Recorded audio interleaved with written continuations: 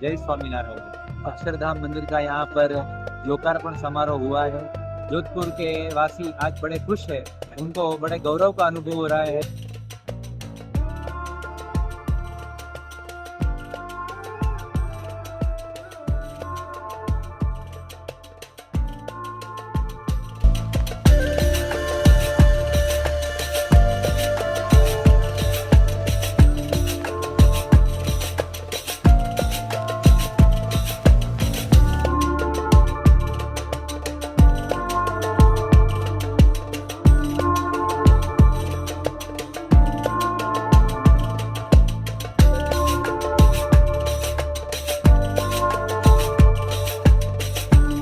गुजरात के राजकोट से यहाँ आके बहुत ही अच्छा लगा।